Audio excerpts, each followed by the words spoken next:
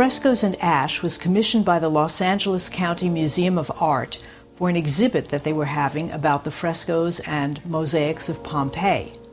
I chose to use an instrumentation that included clarinet, piano, percussion, and string quintet, which is string quartet plus double bass.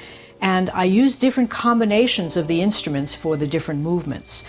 I based it on 7 of the frescoes and mosaics, the first being a scene called Street Musicians, which portrays a group of musicians in a rather rowdy setting. Even though, of course, the visual image has no sound, it looks like they're playing very loud and in a very kind of raucous manner. The second movement is called Marine Mosaic, and the first movement uses the full ensemble, but the second movement only uses piano and strings, and it depicts this beautiful aquamarine mosaic with all kinds of diverse fish swimming in very graceful, intersecting ways. The third movement is called Scenes from a Comedy, and for this I chose clarinet and percussion.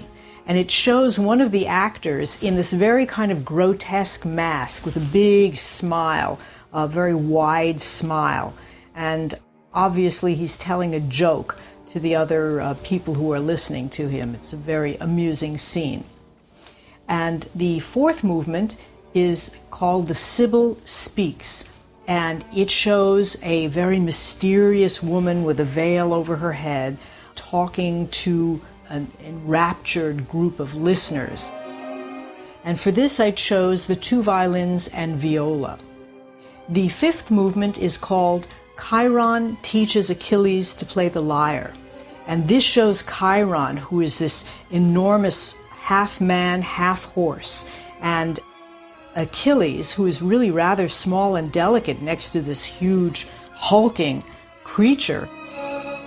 But Chiron is very gentle with Achilles, and he is obviously very encouraging in teaching him to play this very beautiful lyre. The sixth movement is called Alexander Mosaic, and for this I chose the full ensemble, unlike the Chiron Teaches Achilles, which was just for cello and double bass, the double bass of course being Chiron and the cello being Achilles. In the Alexander Mosaic, I chose the full ensemble because this scene is really full of motion. It's a battle scene, and there are horses, and there are men in armor, and there's just a lot of action going on.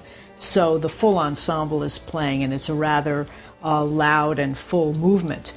And the last movement is called Ash, Awareness of Mortality, and that shows a skull. A very beautiful mosaic of a skull, rather shocking in a way, although to us it may look like a Grateful Dead poster, but it's an extremely dramatic visual representation. And I used the full ensemble, but I used the bass clarinet for the first and only time, so that the whole sound of the ensemble is rather dark. Now, the Greeks did not look at death as a grim occasion. They looked at it rather as a transition to something else. And so that's why the subtitle, Awareness of Mortality, because even though Ash certainly, at least to me, depicts Pompeii and the eruption of Vesuvius, still this was a transition into another form. So the whole suite is called Frescoes and Ash, and I'm very happy that it's going to have a second performance now by the Sequitur Ensemble on April 4th at Cutting Edge Concerts. See you there.